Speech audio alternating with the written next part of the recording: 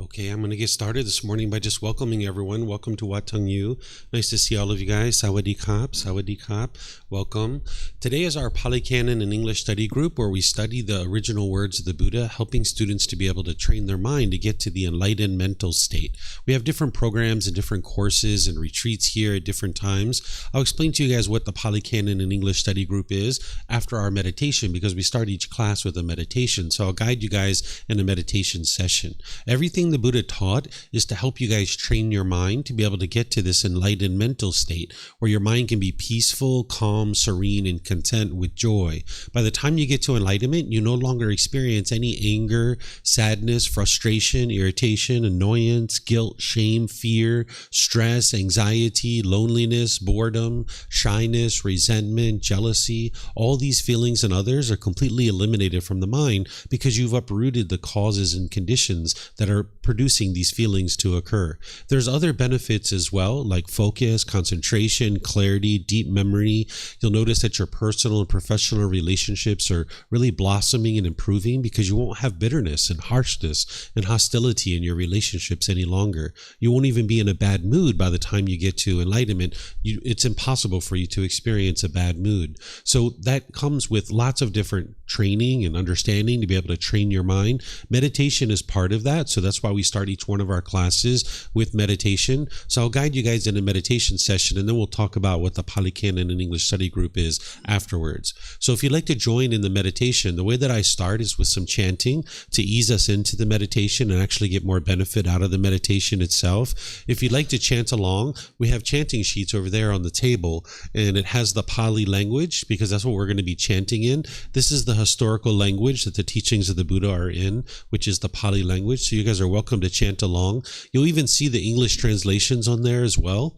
If you read the English translations, you're going to see a lot of appreciation and gratitude and respect for the Buddha in these chants. And the reason why is because his students probably created these chants. The Buddha spent his entire life from the age of 35 to 80, sharing the teachings of what it takes to get to this enlightened mental state. Prior to that, he was a prince destined to become a king.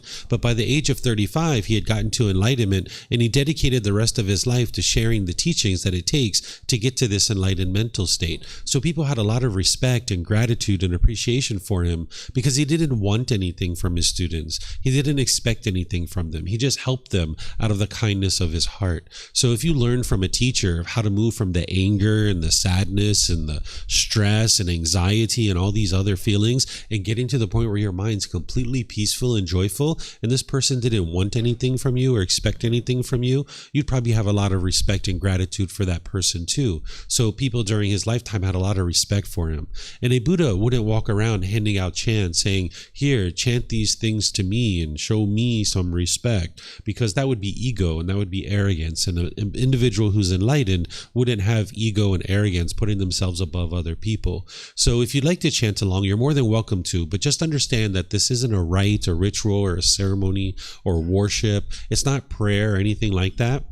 During the lifetime of the Buddha, they used chanting as a way to commit the teachings to memory, that every 2 weeks his students would come together and they would recite his teachings word for word as a way to commit them to their memory, because everything he taught was oral. The technology to write things down didn't exist in that region of the world, so they needed to recite his teachings orally in order to commit them to memory. So there isn't anything mystical or magical here with these chants. We don't need to chant in order to commit the teachings to memory anymore.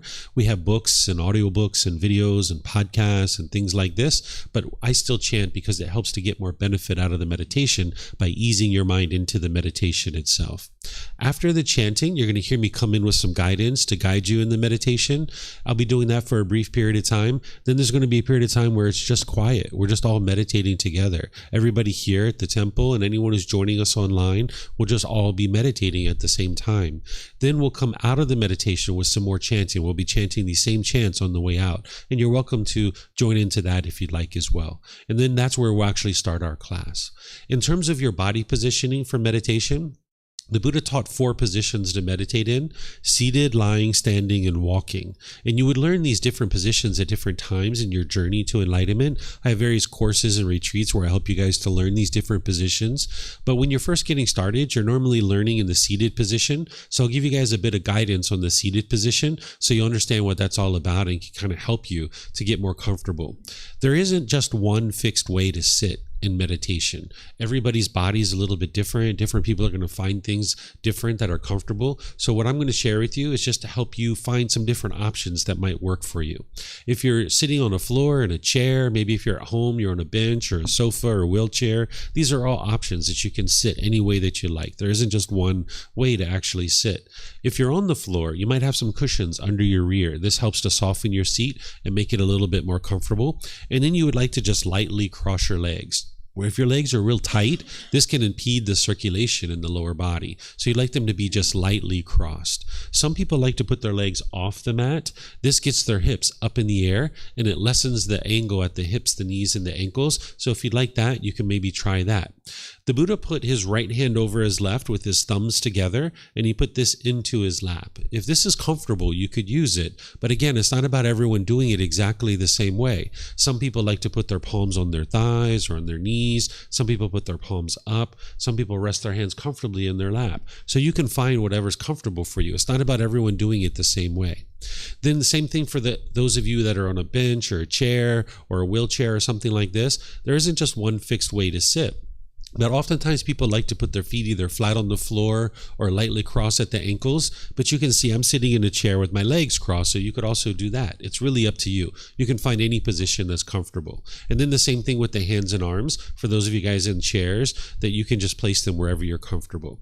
It's nice if the upper body is erect with the sternum up and the shoulders back, because it keeps the mind attentive and alert during the meditation, because this is a dedicated, active, purposeful training session where you're eliminating certain unwholesome qualities in the mind and you're cultivating certain wholesome qualities in your mind. So you like your mind to be attentive and alert during the meditation. This is going to help you to be able to get more benefit out of the meditation. So by having the sternum up and the shoulders back, it'll keep your mind attentive and alert during the meditation.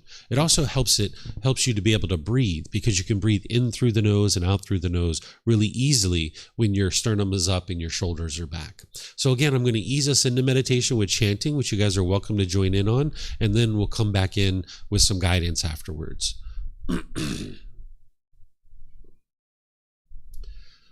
Arahang Samma Sambuddho Mahakawa Bhutang Mahakavanang Apivateyami Savakato Mahakavata Tammo Dhammang Namasami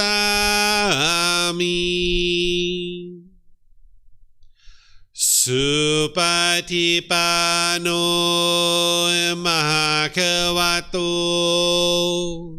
Sāvaka Saṅkho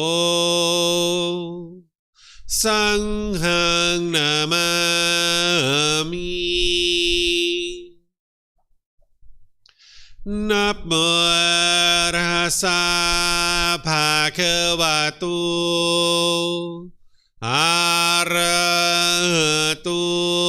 Samma Sambuddhassa Namo Tassa Bhagavato Arahato Samma Sambuddhassa Namo Tassa Bhagavato Arahato Samma Sambuddhassa Iti piso Bhagava Arahang Samma Sambuddho cha charanang sammuno sakhatoro kavitu anutero purisa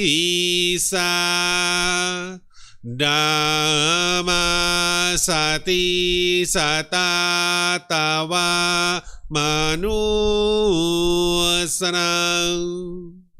Poto Bhagavati.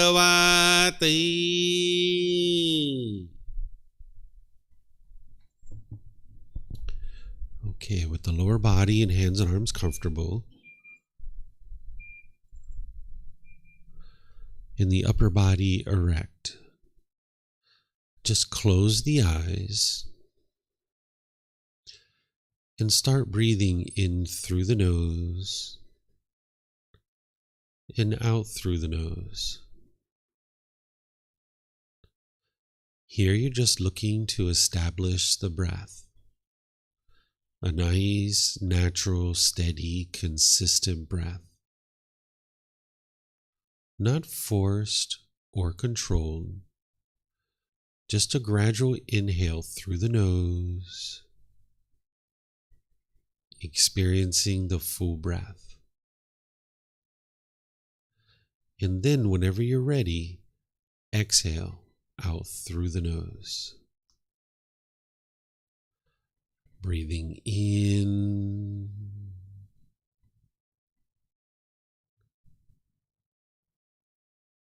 and out. Breathing in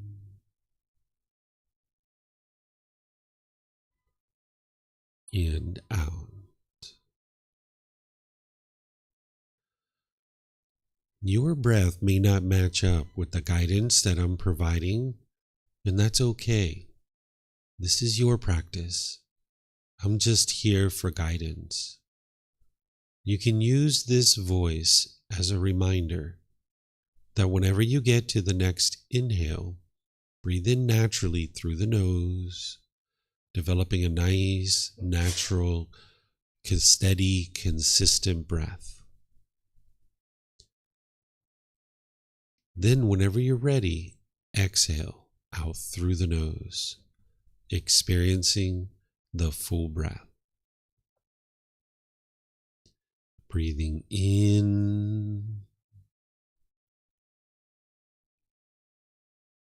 and out.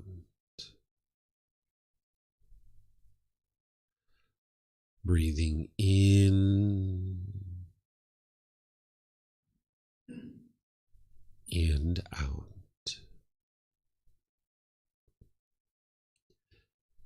With the breath well established, start fixating the mind on the breath, either the sound of the breath coming into the nose or the sensation of air moving over the skin into the nose. The breath is the present moment. Fixate the mind on the breath, the present moment. Breathing in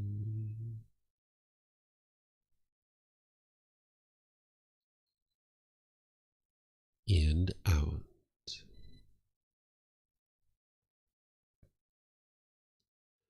Breathing in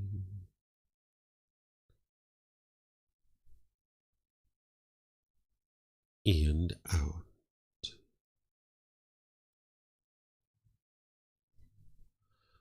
With the mind fixated on the breath, whenever you notice that it moves off the breath, cut that off, let it go, and come back to the breath, the present moment. No need to observe the thought, label it, judge it, analyze it, or even try to figure out where it's coming from. Whenever you notice that the mind is moved off the breath, cut that off, let it go, and come back to the breath, the present moment.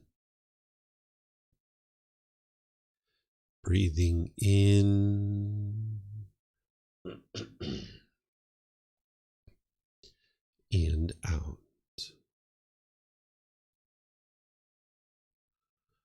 Breathing in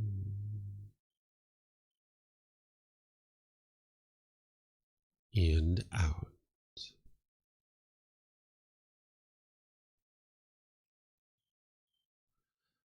I'm going to be quiet now and let you do this work of focusing on the breath, cutting off and letting go anytime the mind moves off the breath.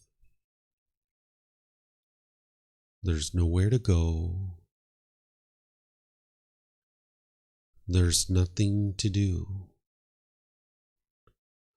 No one needs you right now. This is your time to focus on the breath. Breathing in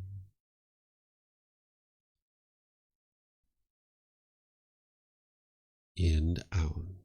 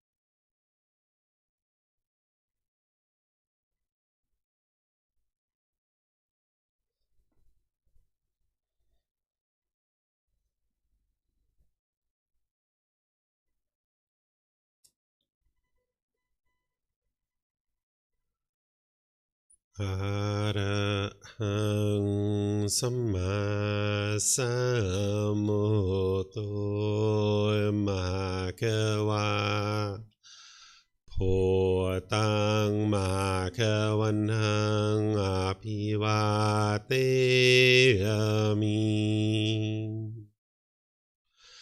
สวากขาโตมะคะวะตาธัมโมธัมมังนามัสสามิสุปฏิปันโนมะคะวะโตสาวกสังโฆสังฆังนามามินะโมตัสสะภะคะวะโตอะระหะโตสัมมาสัมพุทธัสสะนะโมตัสสะภะคะวะโตอะระหะโตสัมมาสัมพุทธัสสะนะโมตัสสะภะคะวะโตอะระหะโตสัมมาสัมพุทธัสสะอิติปิโสมะคะวะอะระหังสัมมาสัมพุทโธวิชาจารณังสัมมุโนสคาโตโรกาวิตุอนุเตโรปุริสาดัมมาสติสัตตาตาวามนุสนังพุทโธภะคะวะติ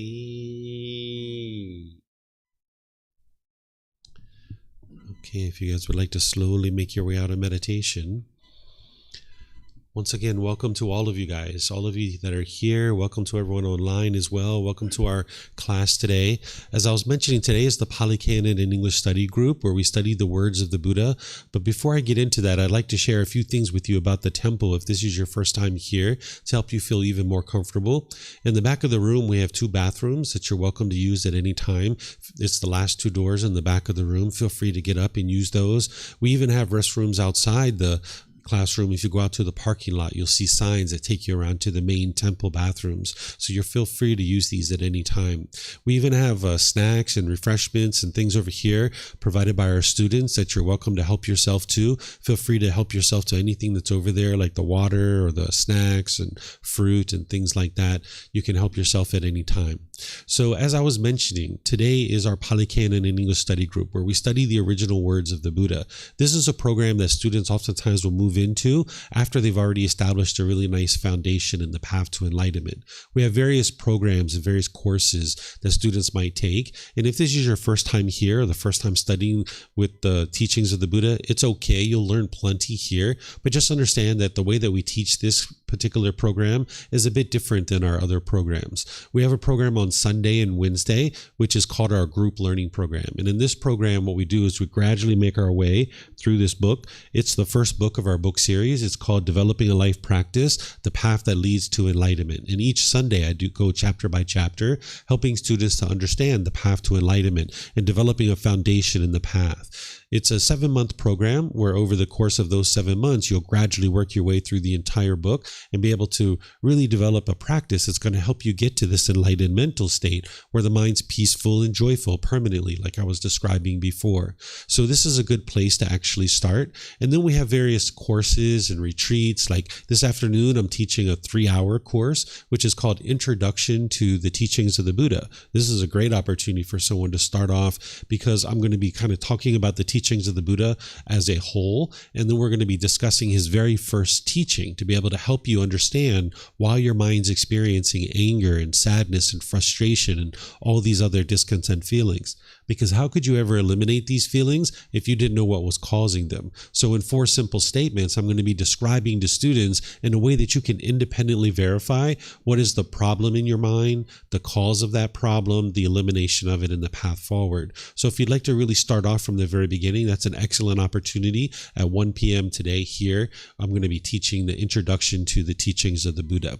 And then we have various courses and retreats. Like next week, I'm going to be starting on Monday through Friday, a Foundation in the Path to Enlightenment course, where it's 9 to 3, where in 5 days, you're going to really get a big dose of what the teachings of the Buddha are so that you can learn them and grow and develop on the path, because none of his teachings are based in belief. You're not learning a bunch of beliefs or rules or commandments or anything like that. You're learning about tools and techniques to be able to actively train the mind to move it to this enlightened mental state. So there isn't any belief in the teachings of the Buddha whatsoever. There aren't even rites or rituals or ceremonies or worship. And if you're noticing any of these things and people are attributing them to the teachings of the Buddha, they might even be done by Buddhist monks or at a Buddhist temple. This isn't what the Buddha actually taught. These are people that have changed perhaps over time. These teachings have been changed over time, and people are doing things that they may not even realize aren't the teachings of the Buddha. So he didn't teach rites, rituals, ceremonies, and worship. He didn't teach rules and commandments. He's not teaching you the way the world should be, and then if everybody follows these rules and commandments, then the world will become a peaceful place. He's actually teaching you the way the world is so that you can understand through cultivation of wisdom of what are the natural laws. And as you now have wisdom about the natural laws and how the world functions, you can navigate the world more peacefully. When you're angry or frustrated or agitated or experiencing these other feelings, this is the mind struggling and having difficulties in the world because of its lack of wisdom. It just doesn't understand what it doesn't understand. It doesn't understand the world around you. So you struggle and have difficulties with things like stress and anger and frustration and anxiety and fear and guilt and shame and these other discontent feelings. So there's plenty of courses and retreats that are going to help you to build a foundation. What this program does each Saturday is we go through all the other books. Volumes 2 through 13. We have 13 books in our book series. Volumes 2 through 13 is part of our Pali Canon and English study group. And today we're in Volume 5. We're finishing up this Volume 5, which is the first stage of enlightenment, Stream Enter. And in this particular course, the program, the way that we do it is that I invite students either here at the temple or those of you guys online to be able to read a chapter from this particular book. And these chapters are pretty short. This one, though, I think is maybe about 2 pages long, where students will actually read this out loud.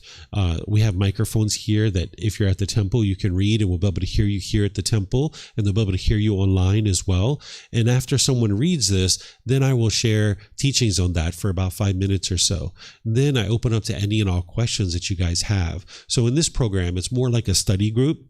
Where all the other programs that I teach, it's more of a traditional style of learning where I'm teaching for maybe 15, 20, 30 minutes, opening up to questions, teaching for 15, 20, 30 minutes, opening up for questions. But here we do it a bit different in this Saturday program. So if you'd like to volunteer to read this, either here at the temple or if you're online through Zoom, like I mentioned at the temple, you can get a microphone here in the white bowl. If you get this microphone, you just press the gray button. You'll see the lights come on. You just hold it up to your chin, and then we'll be able to hear you here at the temple. And they'll be able to hear you online. And you can take these microphones back to your seat with you because you might need to use it more than one time, or somebody else around you might need to use it. For those of you guys in Zoom, you can electronically raise your hand, and then I'll see that, and then you can unmute your microphone, and we'll be able to hear you here at the temple and be able to hear you online throughout the live stream as well. And then when we get to the question period, it's the same thing. If you guys would like to ask questions, if you could use a microphone, that would be great, because we won't be able to hear you online if you don't use a microphone. So if you talk here without a microphone, they won't be able to hear you.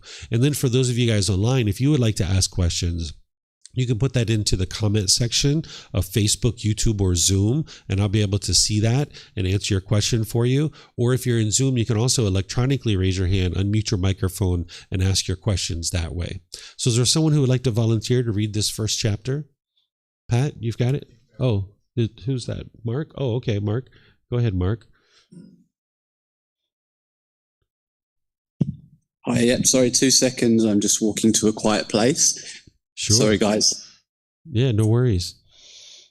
Right. I'll look at the text. Okay, so chapter 41, Death at the Door of Deathlessness, of Deathless, Enlightenment. It is possible, Sananata, that some monk here might think thus: craving has been called an arrow by the ascetic, the poisonous, unwholesome mental quality of ignorance, unknowing of true reality, is spread about by desire, craving, and anger.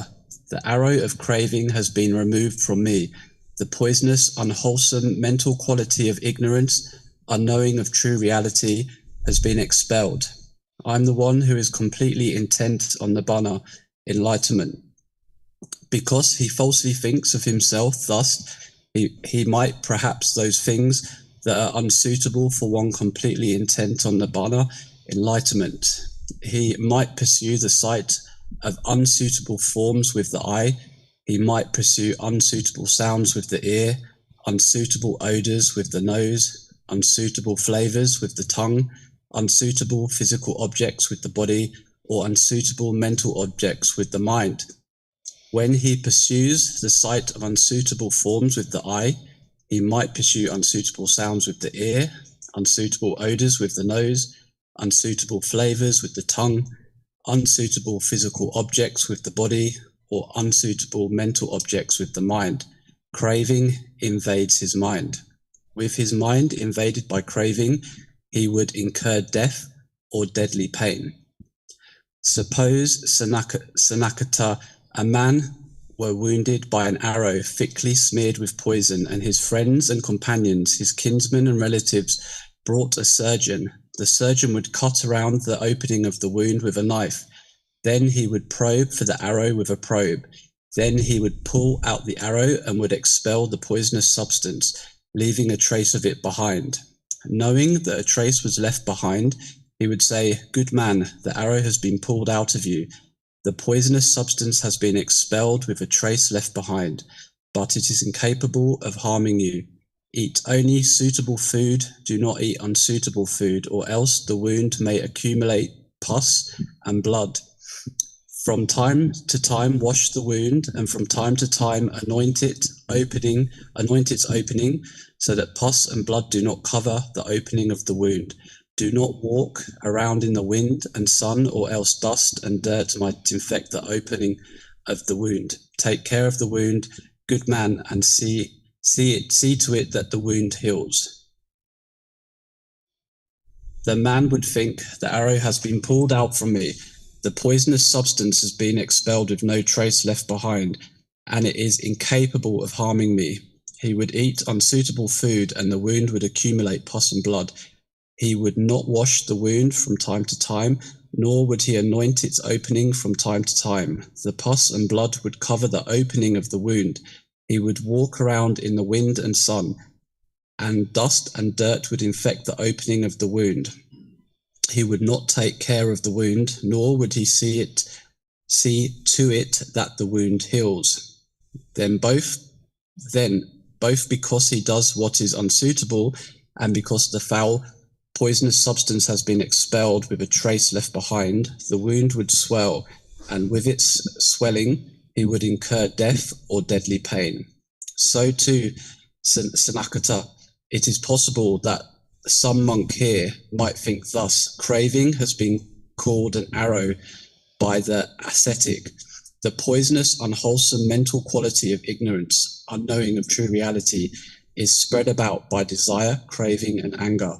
The arrow of craving has been removed from me. The poisonous, unwholesome mental quality of ignorance removed from unknowing of true reality has been expelled. I am completely intent upon nibbana, enlightenment. Because he falsely thinks of himself thus, he might pursue some things that are unsuitable for one completely intent on nibbana, enlightenment. He might pursue the sight of unsuitable forms with the eye.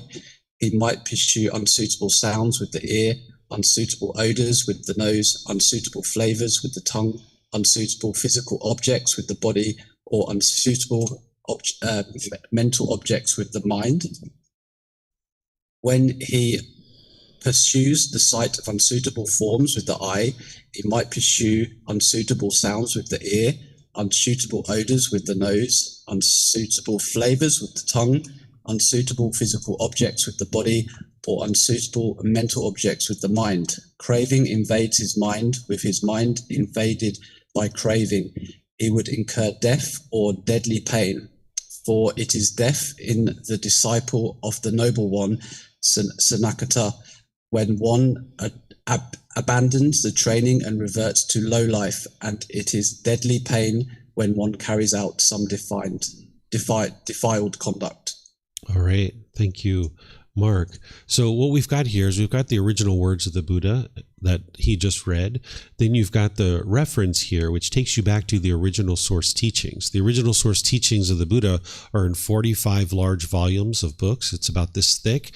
They're called the Pali Canon. And this is an excerpt from that. So this reference will take you back to the original so that you can see that this is actually coming from the original. And then what you've got in this book series is you've got words from me that are helping you to be able to understand what each one of these chapters are. The Buddha's teachings are very clear, very concise, and very precise, but some of his teachings, like this one, it is dependent on you understanding other aspects of his teachings. When you understand the totality of his teachings, you can read this chapter and it makes complete sense to you. But if you've never read volumes 1, 2, 3, and 4, this is probably like, whoa, what is he really talking about here? This might not make sense to you.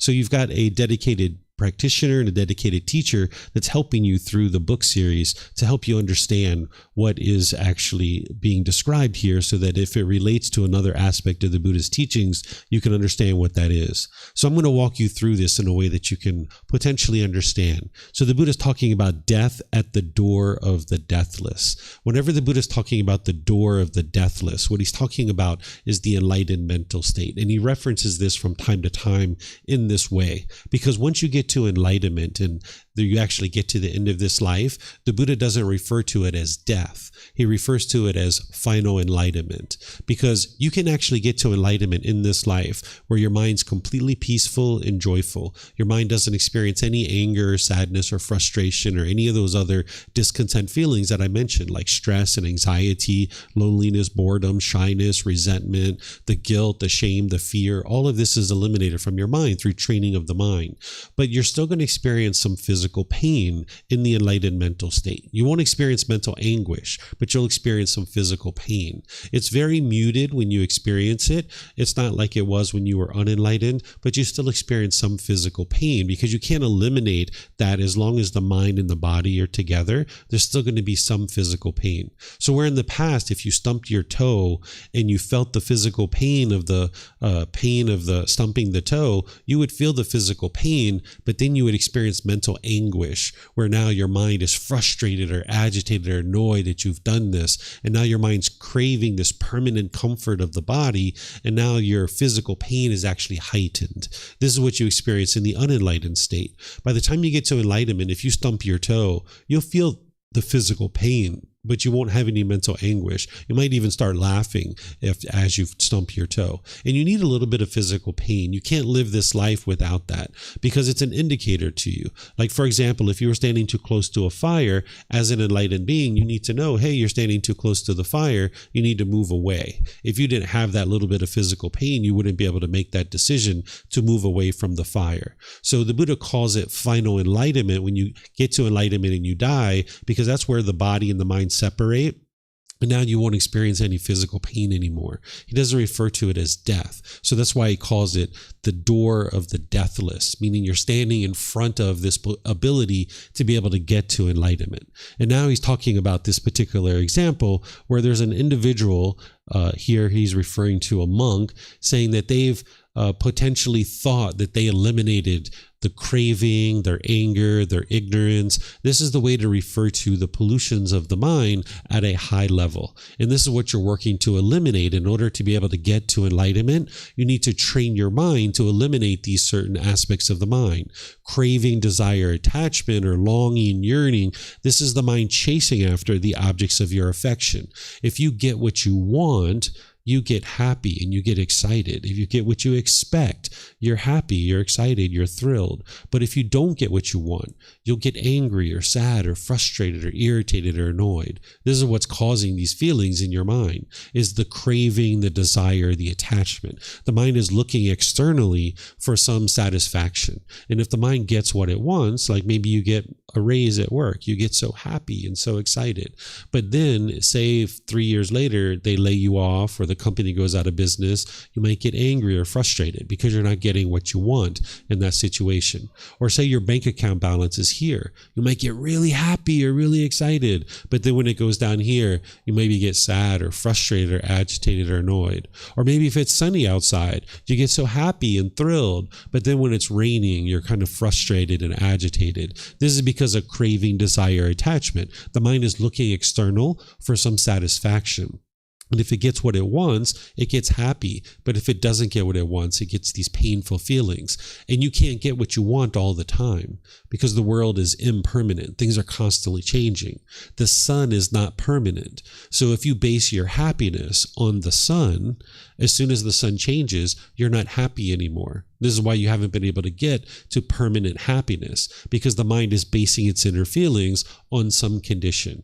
Like if it's sunny, you'll be happy. If your bank account balance is here, you'll be happy. If your mom and dad do this, you'll be happy. If your boss does this, you'll be happy. But not everybody's going to do things your way. So when you experience impermanence, now your mind experiences the anger and the sadness and the frustration. So what's causing your mind to be discontent is your own cravings, desires, attachments. It's the mind itself that's causing these feelings. What we tend to believe in the unenlightened state because of our lack of wisdom is that it's other people who are causing us to be angry or sad or frustrated. But it's not other people. It's not external circumstances. I know you probably firmly believe this right now, that mom or dad are making you angry or frustrated, or your brothers and sisters are annoying you, or your boss is irritating you. But this isn't actually true. And you can independently verify this through learning the teachings of the Buddha and then looking in your own life. And you can see that when you get what you want, you get happy or excited. And when you don't get what you want, you get angry or sad or frustrated. But even that happiness that you get, it's ultimately unsatisfying because it's only temporary. It's conditional. It arises, it changes, and it fades away. What enlightenment is where the mind is permanently peaceful. You experience unconditioned happiness or unconditioned joy. But as long as you have this craving in the mind, this longing, yearning, where you're basing your feelings on external things, you can't get to permanent happiness. So the Buddha here is talking about a monk who thinks that they've actually eliminated craving, desire, attachment, but they really haven't. Or they think they've eliminated this ignorance or this unknowing of true reality. This is what you do in order to cultivate the mind and train the mind to get to enlightenment, is you cultivate wisdom, which is exactly the opposite of this unknowing of true reality. The mind in the unenlightened state will lack wisdom. Like you'll firmly believe that other people are causing you to be angry or frustrated. But belief, you don't know what's true or false. You're just believing it. But when you get to wisdom, when you've learned something, when you've independently verified it through your own reflection, and when you practice the teachings and you're training your mind and actually uprooting these pollutions, you'll be able to see the truth and gain wisdom, and that's what's going to help you to be able to get to enlightenment. So getting to enlightenment is to eliminate your craving, the longing, yearning, the basing your feelings on external things. You're eliminating your anger, your hostility, your bitterness, your frustration, and you're eliminating this ignorance or this unknowing of true reality, where the mind just doesn't understand what it doesn't understand. It doesn't understand the natural laws. So here the Buddha is saying, okay, this individual thinks that they've actually eliminated these things from the mind. And because they think that they've eliminated these things, they might actually pursue these things that are unwise. He's talking about unsuitable forms and unsuitable sounds and odors and flavors and physical objects and mental objects. What he's talking about here is the whole thing about craving, desire, attachment is that you as a human being, you're experiencing certain contact through your sense bases, through your eyes, your ears, your nose, your tongue, the body, and the mind itself. This is how the mind interacts in the world. It experiences contact through these sense bases. And when you experience agreeable contact, you'll get happy or excited or elated. But when you have disagreeable contact, you will experience the painful feelings like anger, sadness, frustration, and others. So for example, if you're sitting at a stoplight in your car and you hear music and you really like this music, you might be like, wow, all right, that's my jam. Maybe the car next to you is playing this music and you're like, yeah, let's dance. All right, party time, let's go, right? Because that's agreeable music to you. You have this craving for whatever kind of music that is. But now you pull up to the next traffic light and somebody else pulls up to you and they have a kind of music that you don't like, right? And now you hear that disagreeable sound coming through your ear, and now you get angry or frustrated or irritated. It's not that person that's causing that frustration. It's not the music that's causing it. What's causing it is you have a craving inside your mind where you want things to be permanently pleasing. You have a certain craving for a certain type of music. And when you get what you want through the ears, a certain sound, you'll get happy. But when you don't get what you want, you'll get angry or sad or frustrated. And this is happening through all your sense bases, whether it's the ears or the eyes, the nose, the tongue, the body, or the mind itself. I can give you example after example. Whenever we talk about craving, desire, attachment, we're talking about this central desire, where this mind is longing, yearning through these sense bases, wanting things to be permanently agreeable. But yet you live in an impermanent world, so you can't have permanently agreeable contact coming through your eyes, ears, nose, tongue, body, and mind. You can't experience permanently agreeable things because as long as you want it to be one particular way, because of impermanence, it's not going to always be that way. It's going to be other ways. Right? So if you want to smell certain odors, now when you walk down the street and you smell the flowers coming out of the flower shop, you'll be so excited, like, wow, that's such a wonderful smell. But then you walk a few more steps and you smell the sewer and you're like, oh, that's horrible. Oh, who put that smell out here? You'll be repulsed by it because the mind has this craving for things to be a certain way. So the Buddha is saying this individual who thinks that they've eliminated their craving and their ignorance, they might indulge in these unsuitable contact through these sense bases where they might do things that would be unwise in terms of the way that they interact in the world. And then he relates it to this particular example of an individual who gets wounded by a poisonous arrow. And the doctor pulls out this arrow and says, hey, there's just a little bit of poison still left in your body. It's not going to harm you, but you need to take care of your wound in this way. And, you know, it would be wise for you to take care of your wound. But the person thinks that everything's gone. He thinks the poison's all gone, right? He didn't really pay attention to the doctor and he didn't take care of this wound. And now, because he's out there not taking care of the wound gets infected and it gets all kinds of problems. And now this individual experiences death or deadly pain because of that. And that's what the Buddha is saying as well, is that if you ever think, for example, that your mind is enlightened and you go around the world thinking that you're enlightened, you may actually not be enlightened. And now you're going to do things that are unwise and that will actually lead you in the opposite direction of enlightenment. So one of the things that I teach students to do is to never convince yourself you're enlightened. Even when you're enlightened, you will know you're enlightened. One of the ways you'll know that you're enlightened is you won't experience any anger, sadness, or frustration, irritation, annoyance, guilt, shame, fear, stress, anxiety, loneliness, boredom, shyness, resentment. It'll be 1 year, 2 years, 3 years. You won't have any of these feelings. You won't even be in a bad mood anymore. Your mind will be uplifted. It'll be bright. It'll be radiant. You won't even experience exhaustion or tiredness. You'll get sleepy where you need to sleep, but you won't be exhausted or tired. You won't even have a bad mood for 1 year, 2 years, 3 years. You'll know that your mind's enlightened. enlightened, but it's better to never convince yourself that you're actually enlightened. Just maintain your humbleness, maintain your wisdom, and walk through the world peacefully. But if you convince yourself, say you've gone like 2 or 3 months without experiencing any anger or sadness or frustration, and you convince yourself like, wow, I'm enlightened. Look at me. Wow, this is great, right? Well, now the ego comes up, the arrogance comes up, the boastfulness comes up. Maybe you go out into the world and you start doing things that are unwise. You're not actually enlightened at that point. As soon as the ego and the arrogance is arising, the boastfulness, you know that you're not enlightened. And now your mind can go in the opposite direction. So one of the best ways to know that someone is not enlightened is they will tell you they're enlightened. If somebody walks up to you and says, hey, by the way, I'm enlightened, you know that they're not, right? Because they're being boastful, they're being arrogant, they're being prideful, right? And an enlightened being doesn't think that way. An enlightened being, if they're so peaceful and they're so joyful, just go about your day.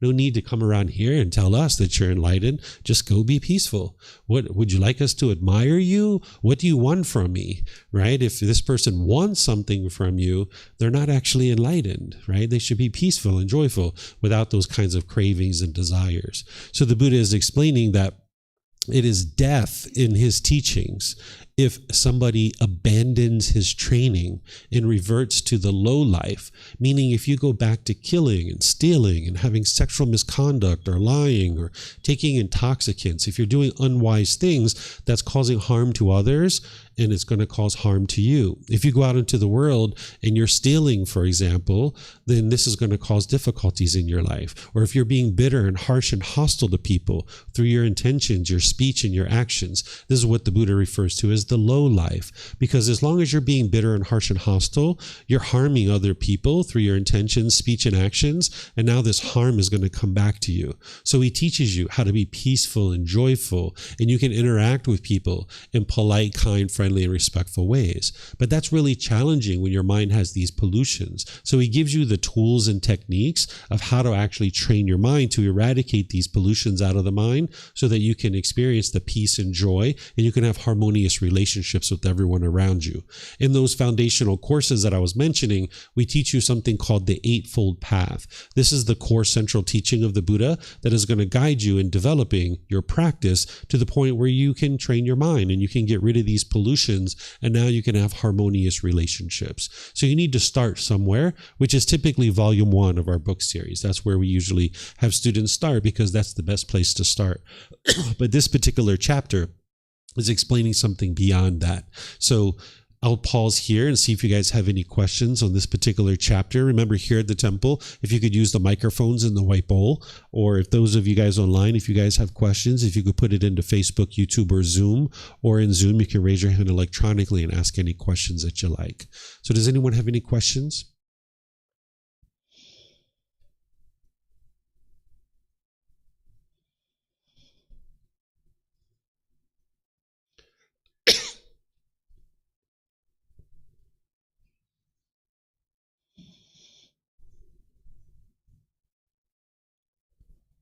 So with losing the pain, sorrow, and stuff by reaching enlightenment, would you also lose the extreme happiness, joy, and excitement?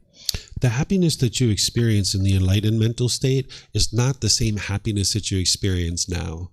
Right now, what you experience is, for example, if I get a promotion at work, if I get more salary, I'm so happy and excited. But then that wears off. After a few months, you feel like, I want more money. I want more. Or like you get so excited that you go on vacation or holiday, you get so excited. But then when you're back in your regular life, so to speak, you feel dull or bored or mundane, right? So you kind of have this highs and then you have these lows, right? The happiness that you experience in the enlightened mental state, it's beyond all this conditional experiences where your mind's going up and down and up and down.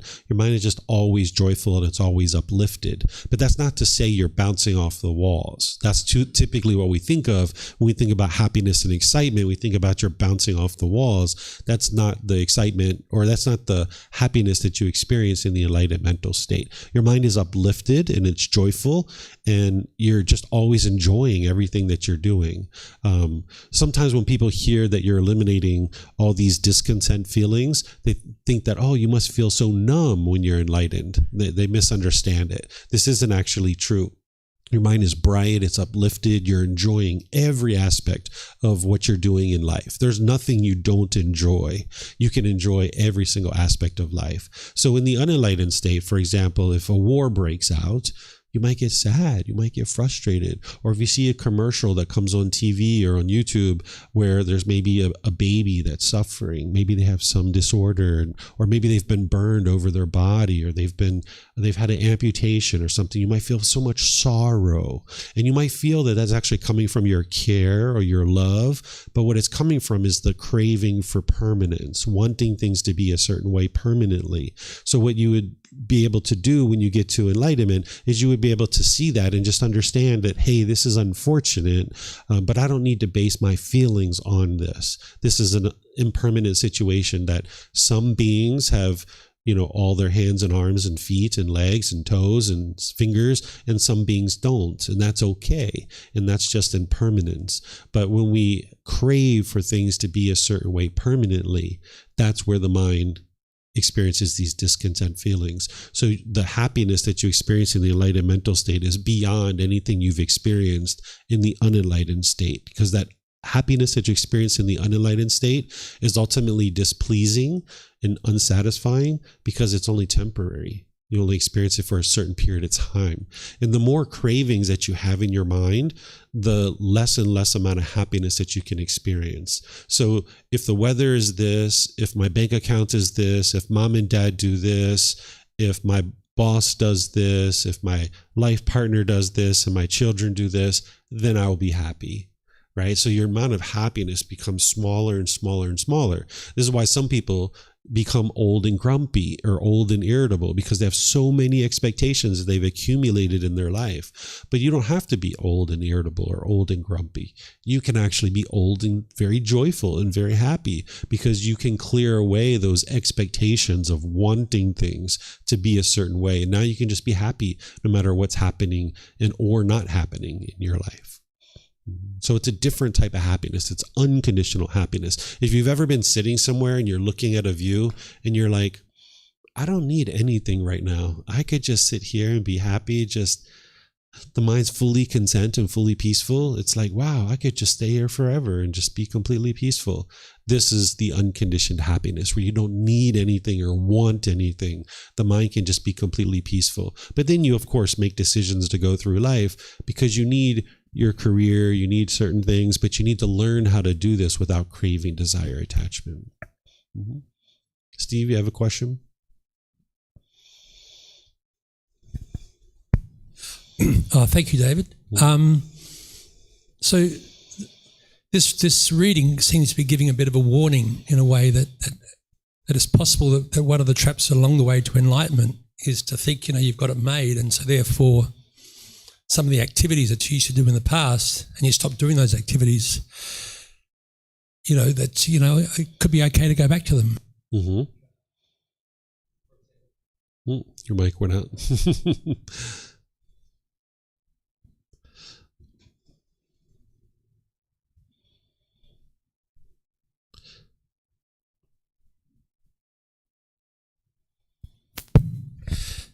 So maybe in the past, someone might have drunk a lot, but now they stop drinking and now they're approaching enlightenment. Well, I'll have an enlightened beer. It won't hurt me. Or again, on the sexual side, you sort of might have indulged a bit there, and now I'm doing okay. But this is sort of saying that a bit of a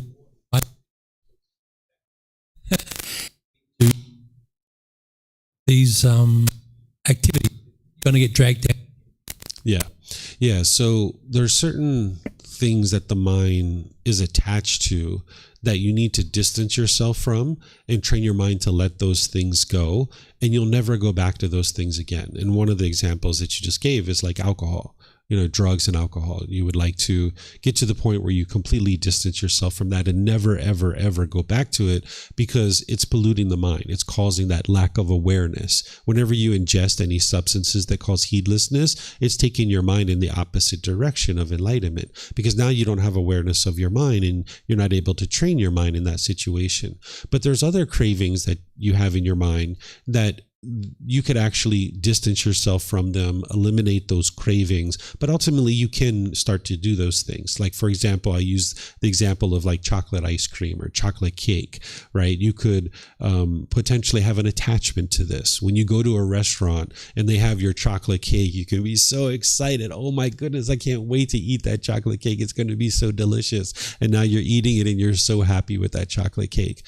But then you come back next week and you really want that chocolate cake at the restaurant and they don't have it because it's impermanent. They've run out of it. And now you're frustrated and you're angry and you're irritated because they don't have your chocolate cake. Well, in this situation, you can see that your mind's attached to the chocolate cake. That's what's causing the discontentedness, is the mind's craving it and wanting it to be permanent. So what you do in this situation is you distance yourself from the chocolate cake. You go 2, 3, 4, 5, 6 months without eating this chocolate cake. But then ultimately your mind will be completely comfortable, where you'll be still joyful whether you have the chocolate cake or whether you don't have the chocolate cake. And when you see that your mind has done that, you can actually bring this chocolate cake back in and you can start eating it because, hey, it tastes great. But you're not forming your inner feelings based on this chocolate cake. If you go to the restaurant and they have the chocolate cake, great, let me eat this chocolate cake. This tastes great. This is wonderful. I can enjoy this chocolate cake. You come back next week, they don't have your chocolate cake. Okay, sure, no problem. You know what? I'll have some apple pie, or I'll have some fruit, or you know what? I don't even need any desserts. I've got plenty of extra weight. I don't need any desserts, right? I'll just go without it. And you can maintain your happiness. You can maintain your joy, whether you have that chocolate cake or not. And that's how you'll know that you've eliminated that particular attachment. But you're right. What the Buddha is describing here is this danger of going back to that chocolate cake too quickly. Because if you go back to it, too quickly and you start indulging in it again, and your mind starts to experience the pleasant feelings and you're not aware of this because you think you've eliminated your cravings, then you actually will experience the discontentedness again, because now you come back a week later and now you're frustrated and irritated because they don't have your chocolate cake, where you thought you had eliminated this attachment when you really haven't. So when we talk about like the focus and the concentration and the clarity and the deep memory that we experience in the enlightened mental state, because the mind's now performing optimally, that's actually occurring through the elimination of your cravings. When you have craving, desire, attachment, your mind's going to be pulling in all these opposite directions. Your mind's going to be pulling you in all these different directions. Like you're in the mall and you see that brand new pair of shoes. It's like, brand new pair of shoes. Oh, I can't wait to get those on my feet. They're going to look so awesome. Oh, I can't wait to get them. New jewelry. I want that new jewelry. Or, new video game, new mobile phone.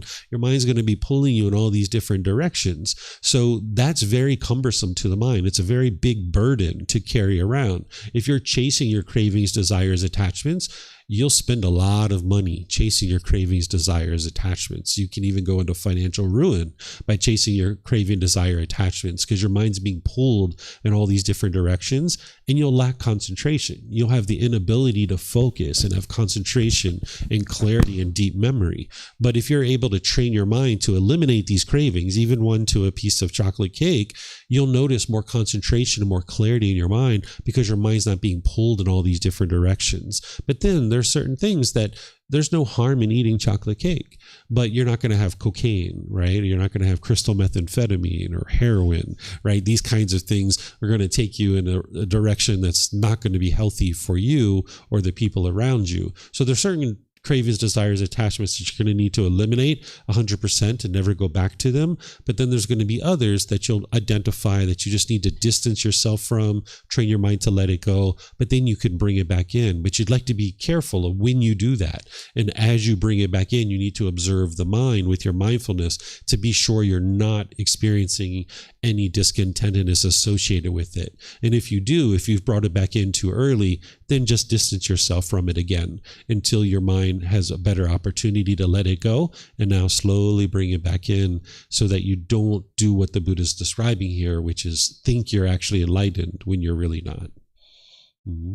Thank you for changing the batteries, by the way. Appreciate that. You have a question, ma'am?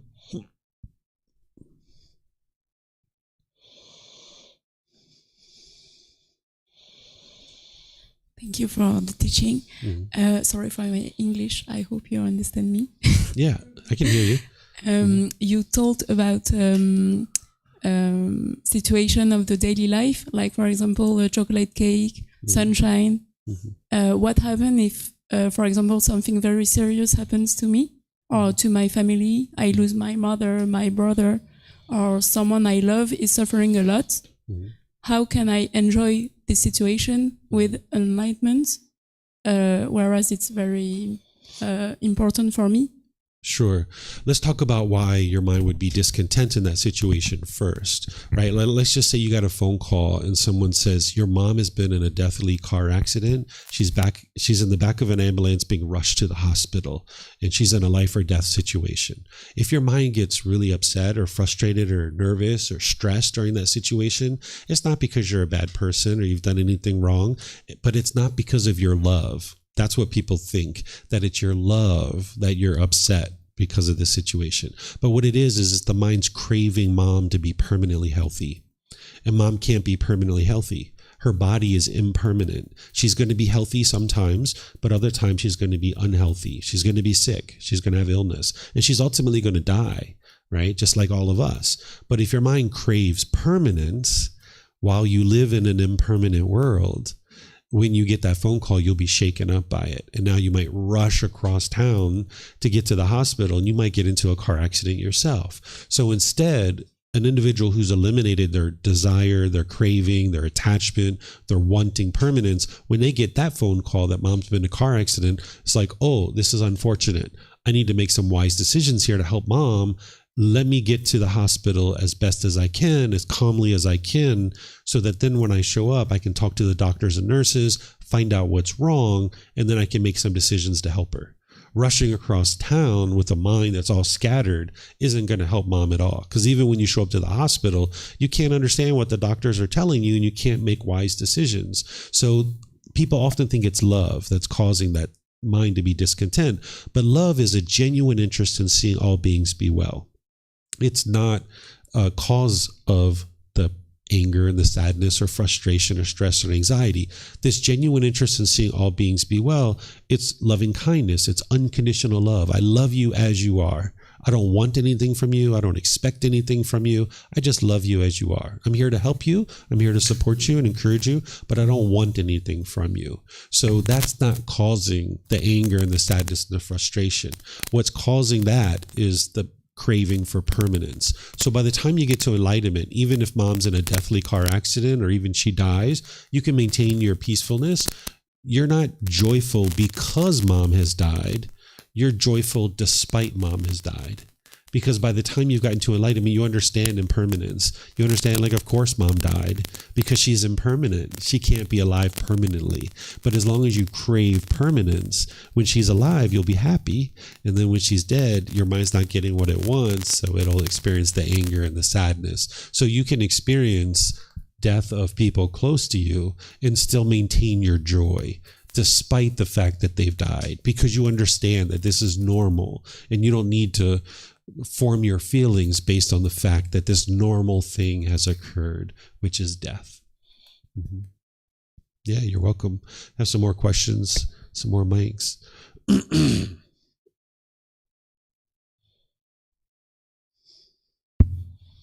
Thanks, David. You mentioned this enlightened state where someone doesn't feel sadness, joy, and you came up with a list of things. It's quite hard to imagine that person in the enlightened state. I think you've probably answered this several times already today, but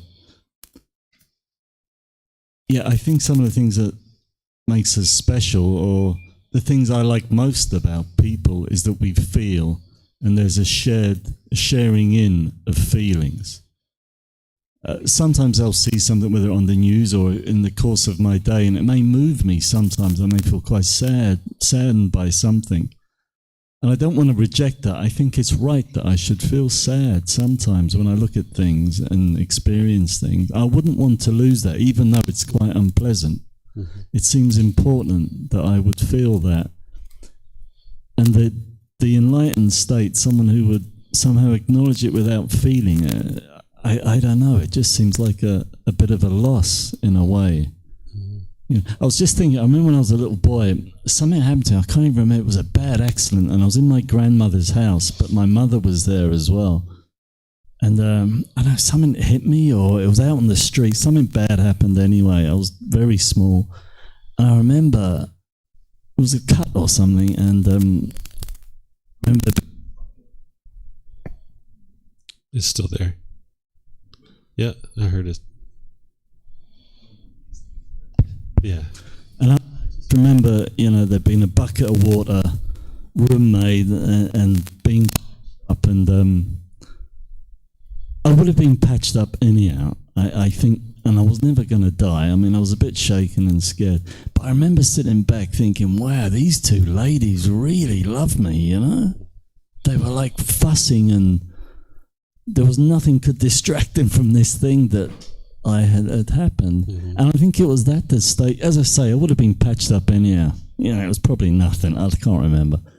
But that, and it seemed really important that I really felt that these people shared something with me. Whereas I suppose if they were enlightened, they may have said, they clearly weren't enlightened, but if they had been enlightened, they may have said, he's got a little cut on his leg, he's going to be all right, let's not worry about it too much, you know. May have affected me, I don't know. Yeah, so it's really hard for the unenlightened mind to understand what enlightenment is, because an enlightened being wouldn't just discard a child being hurt and be like, who cares? They're hurt. That's not what enlightenment is, right? An enlightened being has love and kindness and compassion. They care for this individual, but in taking care of your leg, they're going to do it calmly and peacefully. There's no need for all this hysteria or this argument or the sadness. Right now, you might think that them fussing with each other was their love and their care, but that's not the love and the care that causes the fussing. This is part of the lack of wisdom in the unenlightened state. We'll think that that's the love and the care, but that's the craving, the wanting things to be a certain way. Because when you meet somebody that you might have fallen in love with, we might say we've fallen in love with this person, but really what's happened is this person is doing what you want them to do. Right? There are certain expectations or certain wants that you want from them, and they're doing those things. And you might say, I love you. And now, as time goes on, and they're not meeting your expectations anymore, and they're not doing what you want, you might say, I've fallen out of love with you. I don't love you anymore. I've fallen out of love. We got to break up. Right? But that's not actual love. That's at the beginning, you were doing what I wanted you to do, so I'll say I love you, and I'll act like I love you. But when you stop doing what I want you to do, then all bets are off. I don't love you anymore, and we got to end our relationship. This is the selfishness. This is the craving. This is the desire, where when you actually truly love someone, you love them unconditionally. It doesn't matter what they do. It doesn't matter how they function.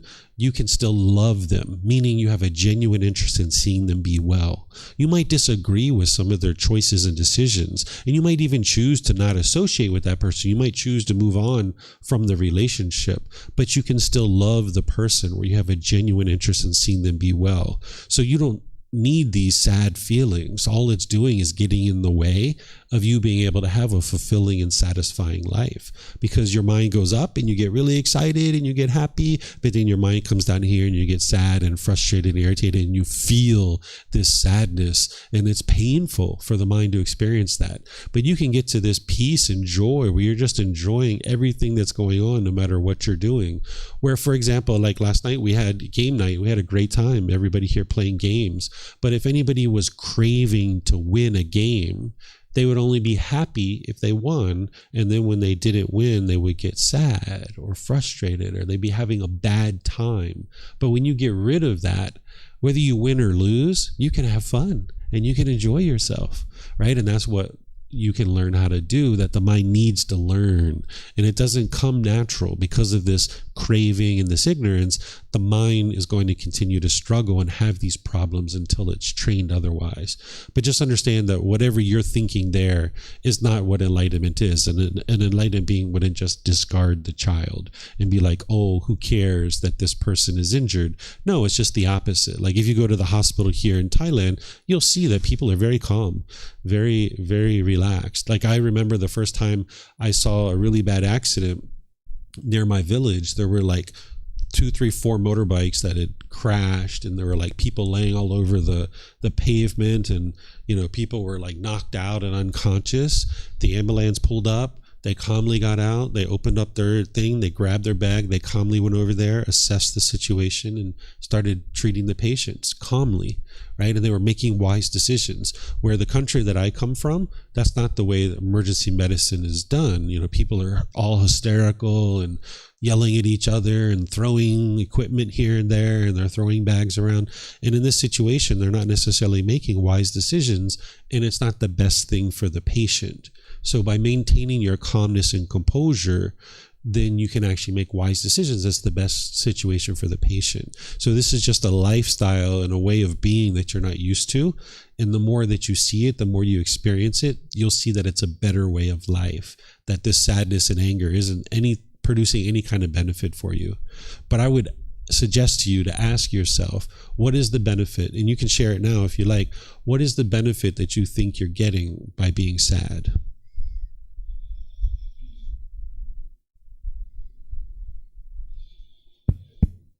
Well, perhaps empathy, yeah. There's something about someone bearing witness, I think, to the life of another person. If I personally am having an extremely difficult time, it's clearly that I haven't established or a good understanding of what impermanence is. Mm-hmm. Whereas if I'm surrounded by people who do, they tend to say, oh, I see what you're going through. There's little I can do, I understand. But to have someone kind of share that with me, bear witness to the trials of life in a way, you know what I mean? Is somehow, was it's like when I was a boy, I thought, oh, this is okay, I'm safe. I thought, and it felt helpful. I thought, yeah, I'm safe. These people are aware of my distress. Yet, actually, they did lose their minds a little bit, but I mean, okay.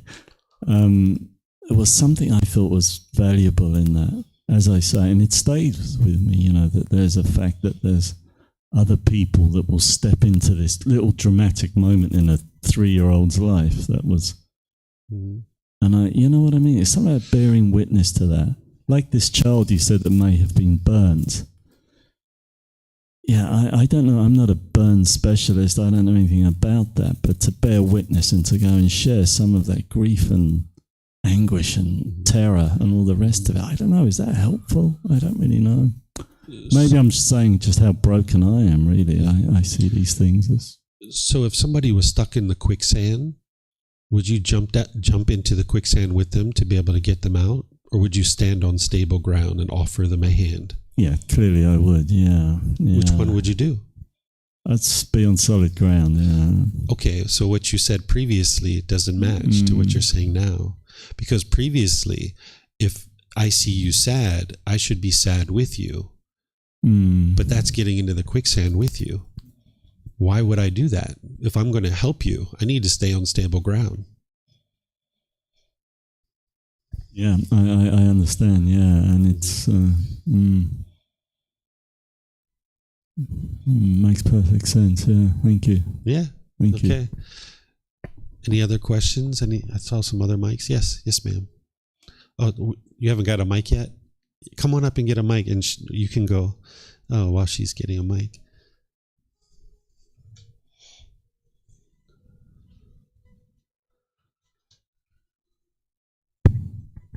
Oh, hi. Thank you for the teaching.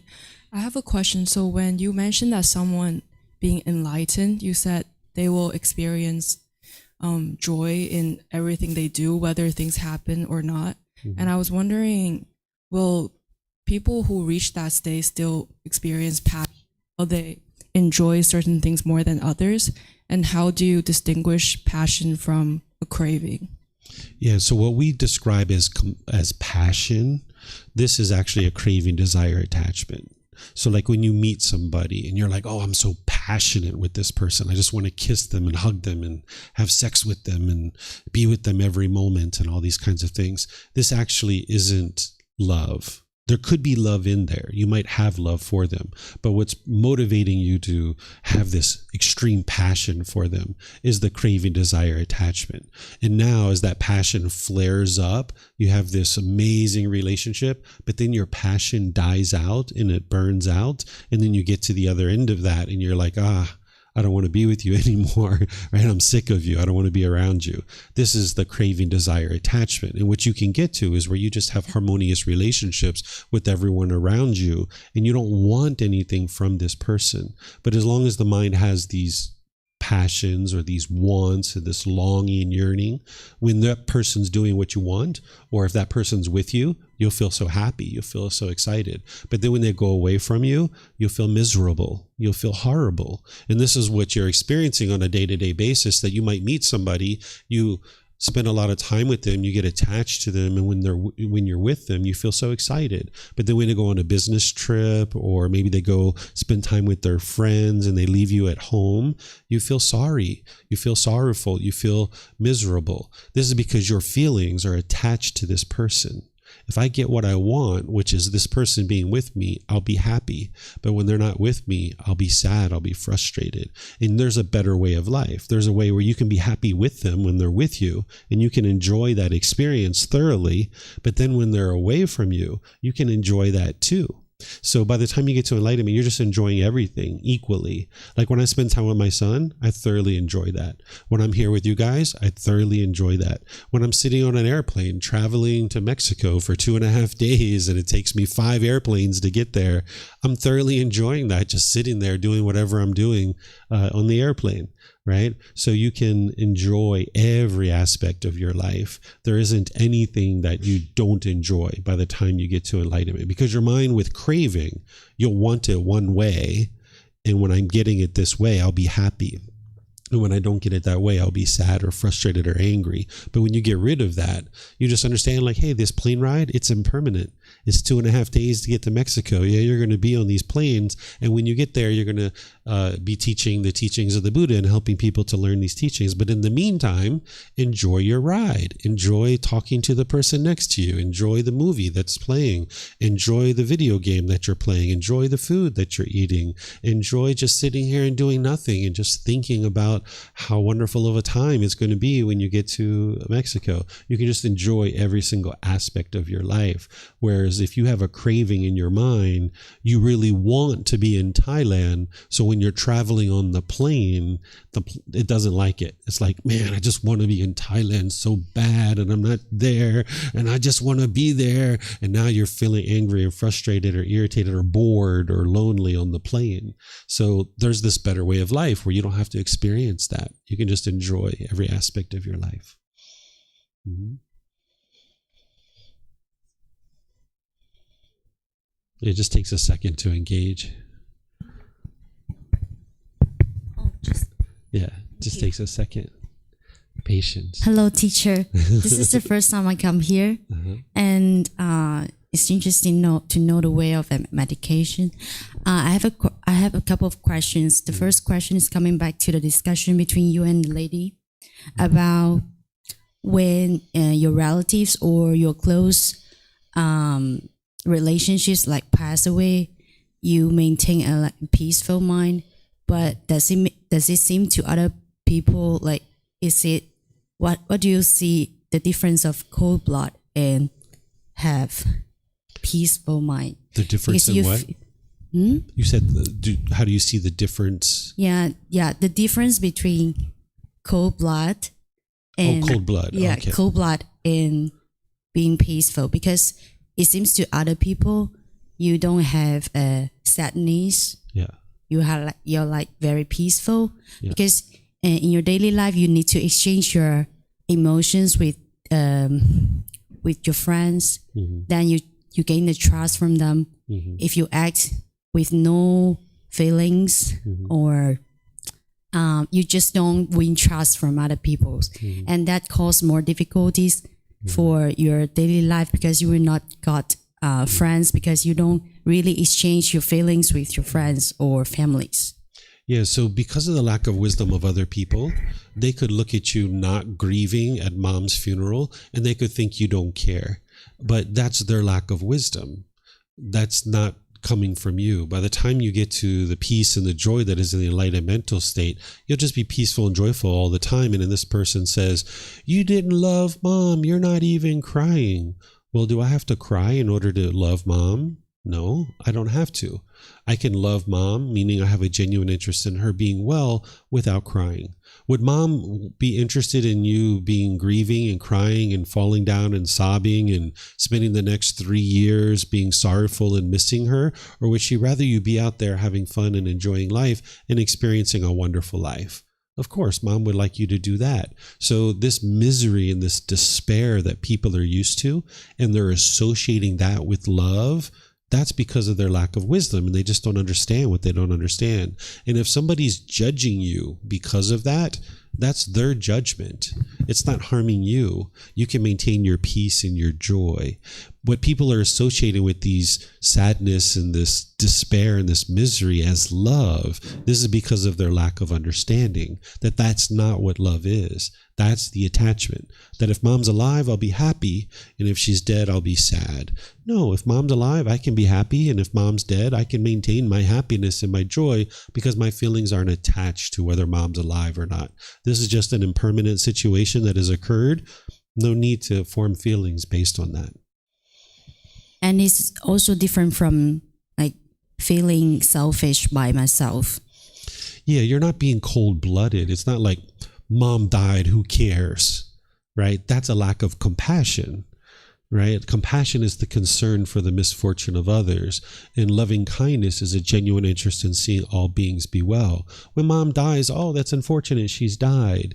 Let's do something to honor mom. Let's have a funeral. Let's get together and celebrate. Let's spend time remembering all the great times that we had with her.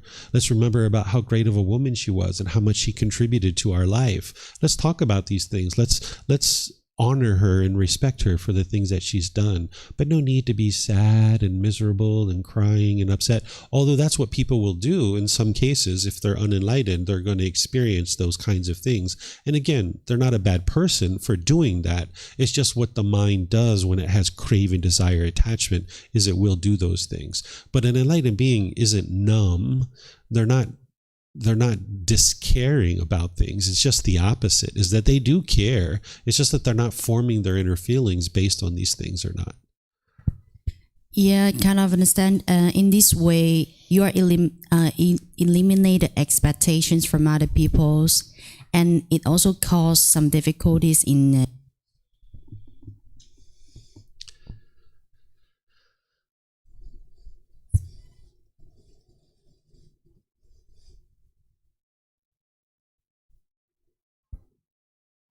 They're giving you another one.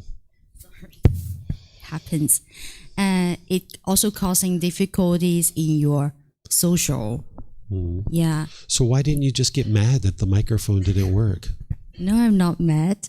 I mean, it happens. I said it happens. Same thing. Mom dies. It happens. It's impermanence, right? So if every time you experience impermanence, you got angry, you got frustrated, boy, you're going to be angry and frustrated a lot, because the world is impermanent. Everything around you is impermanent, right? So you didn't have to get angry or frustrated at that microphone. No need. But if you did, then it's just the mind craving and wanting this microphone to work permanently. But you understood, it's impermanence. The batteries are just dead and I can get another microphone, right? And let me just get another microphone. Okay, mom died. This is unfortunate, but we knew this was going to happen because she was born, so she had to die. No need to form our feelings on this. Yeah, thank you. Yeah, you're welcome. All right, yes. If you can get a microphone. The people online won't be able to hear you if you don't have a microphone. We have a bunch of people online joining us. Yeah. We have plenty of microphones.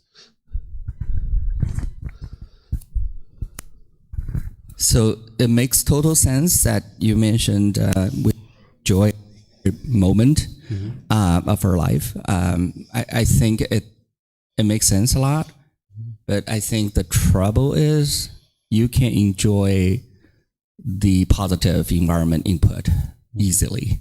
You can even enjoy neutral environmental input because you can kind of apply some sort of positive meaning of that input. However, how should I enjoy a negative environmental input when it is pointing directly at me?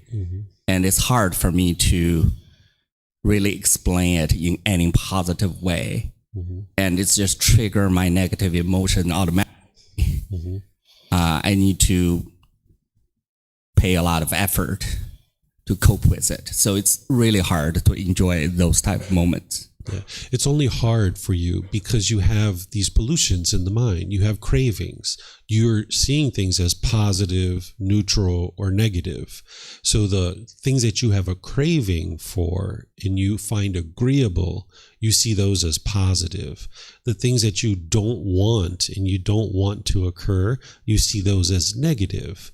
But by the time you get rid of your cravings, desires, attachments, and you train your mind to eliminate this craving for permanence, and you understand impermanence, you won't see things as positive, neutral, and negative. It's just contact. So right now, with your craving, desire, attachment in your mind, you have agreeable contact and you have disagreeable contact. These things I find agreeable, and I will get happy and pleasant feelings when I experience those. And when I experience these things, I see that as disagreeable. And you get angry, you get frustrated. But when you get rid of these cravings of wanting things to be a certain way, it's just contact. It's not agreeable or disagreeable, it's just contact. So if you'd like, share an example and I'll show you what I mean. If you have an example from your life. Well, so for example, it's, you're in the airport and you're in line, and then someone just misunderstand you and, start yelling at you. That's it. You didn't do anything bad. You didn't do anything. They start just yelling at you. And okay, so this is a craving for permanence. The mind is craving for everybody to be polite, kind, friendly, and respectful, and for people to speak at a certain level of volume. This is the craving for permanence. The mind wants everybody to be a certain way. And while it would be wonderful if nobody ever yelled in the airport, the fact is that there's impermanence, that things are constantly changing. You're not going to experience everybody being quiet or everybody being polite, kind, friendly, and respectful.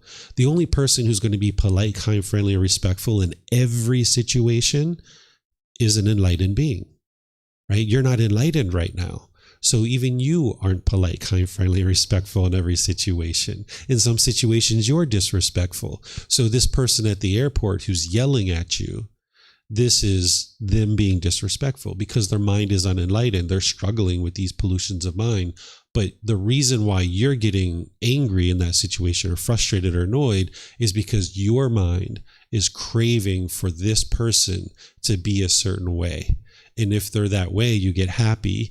And if they're not that way, you get frustrated or irritated. So you need to understand this is just impermanence. This person's yelling. Okay, that's their choice. Not going to affect me. I'm not going to form my feelings based on this. This is an impermanent situation. In the next 30 seconds, the next 3 minutes, the next 5 minutes, they'll stop yelling. And I can just maintain my joy and maintain my peacefulness. But if you crave for this person to be a certain way, you can only be happy when they're doing things that way. And that's the craving for permanence that the mind has. I see. Thank you. You're welcome.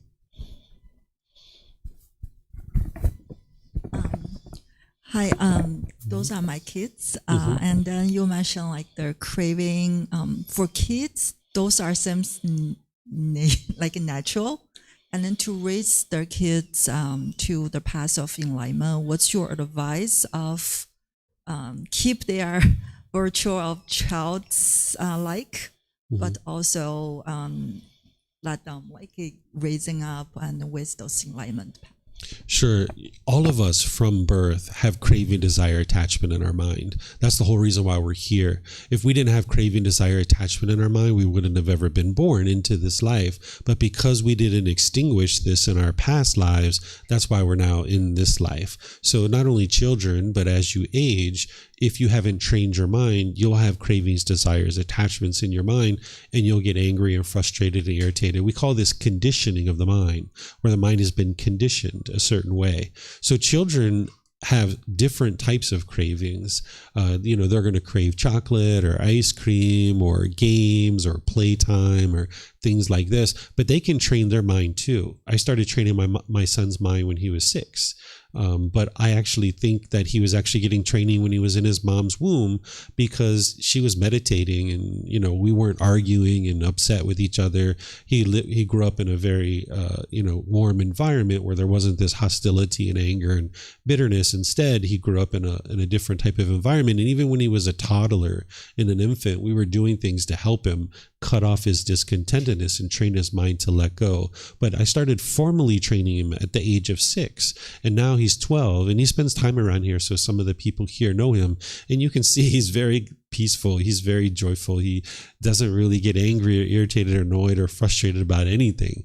He's not enlightened yet. He still has more things he needs to do to train his mind, but I see him discontent maybe a couple of times a year. I don't really see him get discontent. And when he does, it's very minimal and very insignificant, and it's gone really quick because he's trained his mind during his life. So children can train their mind, but the parents need to have the wisdom of how to do that. You need to start with yourself. If you start with yourself of learning and growing on the path and cultivating wisdom, you'll be able to then guide your children. And your children can grow up in a very different way than maybe what we've grown up with. Like I grew up with a lot of hostility and bitterness and harshness, and I was very sad and upset and frustrated, even depressed at different times. Lots of different problems in my life because my mind was untrained. My son's not going to experience that. So the thing that I would suggest to you is to start with this first book. Volume 1. This is the best place to start. We have all these different volumes of books, but the first book is the best place to start. And you can get it for free by downloading it from our website. You can take it and go print it if you like. You can get printed versions here by just reimbursing us for our printing cost, or you can get it on Amazon if your country has access to Amazon. If you start with the first book and you start with our foundational programs, that's what's going to get you started. So like this afternoon at 1 o'clock, that's an ideal time for people to get started because it's an introduction to the teachings of the Buddha. And I'm going to guide you guys in understanding what they are as a whole. And then we're going to go into the very first teaching of the Buddha. So if you guys would like to come learn that, you can have a real breakthrough to understanding in a way that you can independently verify. Because today what we're doing is we're kind of talking around some of these topics, but this afternoon I'm going to actually show you the actual teachings of the Buddha and walk you through in a way that you can independently verify and see for yourself what's causing these feelings, so that then you can actually learn how to eliminate them. Mm-hmm.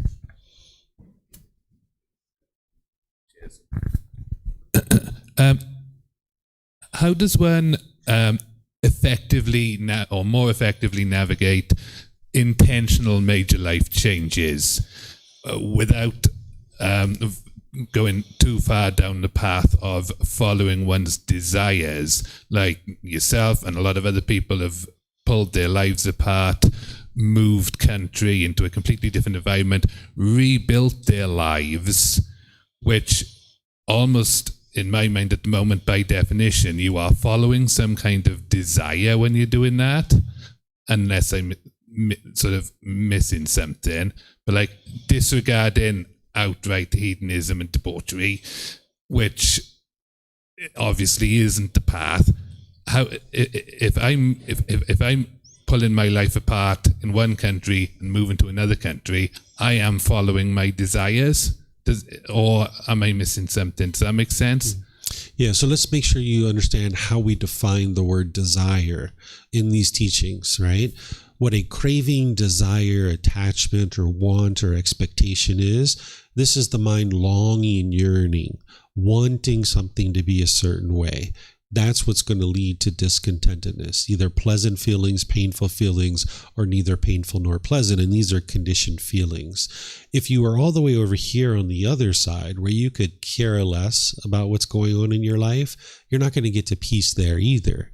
So the middle way is to pursue things as a goal, as an objective, or as an interest, in gradually making decisions towards improvement in your life. And you can do that without this longing, yearning, without this desire, this craving, this forming your inner feelings based on these external things. You can just gradually work towards things as a goal, as an aspiration, as an interest. And if you acquire what it is that you're working towards, great, that's wonderful.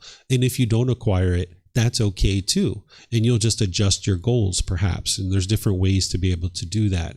But it's when you have this longing, yearning, this desire, that you will form your feelings on whether you get that thing or not. And that's what we're talking about needing to eliminate.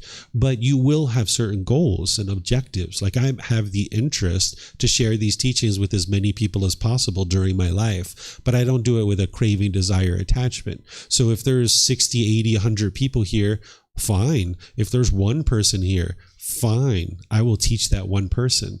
When I first started teaching here, I used to show up and there was nobody here because people didn't know that I was teaching. And I was just as joyful and just as peaceful then, sitting out there just waiting for people to come, and nobody came, and I would just go home and I would do something else.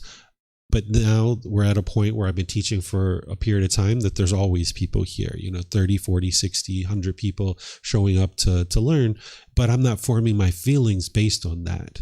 So I have an interest to share these teachings, and I'll do that with whomever is interested, whether it's one person or whether it's 100 people, and if there's nobody here, then that's okay too. But if I had this desire, this craving to share the teachings, I wouldn't be happy in all those situations.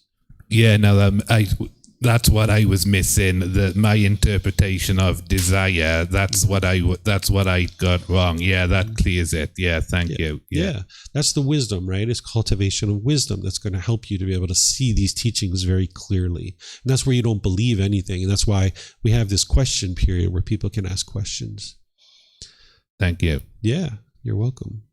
So typically what we do in this class is we just go through however many chapters we get to. In the evenings, I teach this class from home, and I teach it from my home studio, and I take questions there too. But a lot of times those students have been studying for a really long time. So we dive into the teachings, and we do all 10 chapters in a week. But in this class, what I do is I just go wherever you guys need to go, right? I don't have this craving, this desire. Even in the evening, I don't have a desire to study any number of chapters. It's just that we tend to be able to study all the chapters in the evening.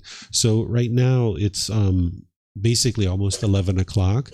Typically we study, 2, 3, 4, 5 chapters per day in this particular section, but there are times where we only study one chapter, and then there's a lot of questions like this, and this is fine because you guys are getting what you need, right? It's not about what I want or what I crave or what I desire. It's about giving you what you need. So that's how I conduct this particular class, is just give you guys what you need. So I didn't have any craving to study a certain number of chapters. I just let the class go wherever it needs to go. So what I'm going to do is I'm going to end class here by just thanking all of you guys for coming. Thank you for your questions. Thank for all you guys online as well. Thank you to Mark for reading the chapter. Thank you for all your questions. If you guys would like to learn more, you're more than welcome to come back here. Like I mentioned, at 1 o'clock this afternoon, I'm going to be teaching a short course that's going to help you to understand the teachings of the Buddha from afar. And then we're going to penetrate into the very first teaching so that you can, in a way that you can independently verify, you can understand the problem in your mind, the cause of that problem, the elimination of it, and the path forward. It's the very first teaching of the Buddha. It's the best place to start. And then tomorrow, I'm going to be studying with students. I'm going to be teaching you chapter 7 of our first book, which is titled The 5 Precepts, A Householder's Guide to Daily Practice. This is 5 impactful decisions that you can make either wisely or unwisely, and it's either going to produce wholesome results for you or unwholesome results for you. And I'm going to be teaching both this afternoon and tomorrow in the the more traditional way, where I'll just be teaching and teaching and teaching for 15, 20, 30 minutes, and then open up to questions. And then I'll teach for 15, 20, 30 minutes and open up for questions. So this is more like a study group, the way that we do this particular program. So if you'd like to join any of those programs, you're welcome this afternoon at 1, or tomorrow I'm going to be teaching here at 9 a.m. And then on Monday, we're going to start our 5-day course, where it's Monday through Friday from 9 a.m. to 3 p.m. And it's a foundational program to really help you get a lot of the teachings of the Buddha in a short time frame. You can see all these learning options on our calendar over there on the bulletin board, or you can go to our website. From our website, you'll be able to see all the options that we have there too, because we live stream our classes. So no matter where you are in the world, you can be learning with us. There's people online right now from all over the world who are joining us for this class. So you guys are welcome to learn with the books, the audiobooks, the videos, the podcast. You can join in the classes, courses, and retreats. You can even get personal guidance for free. It's all available to you, where I'll sit down with you either online or in person and help you to learn and grow and develop. If you're done with these anger and the sadness and the frustration and all these feelings, and you'd like to learn how to get to the peace and the joy, I'm here to help you, and I'll do that at no cost, because I'm motivated to see you be able to experience this mental state of enlightenment. So thank you all for joining. As you would like to join and learn more, I'm here to help you. Have a lovely and wonderful rest of your day. We'll see you next time. Sawadee khap. Sawadee khap. Yay.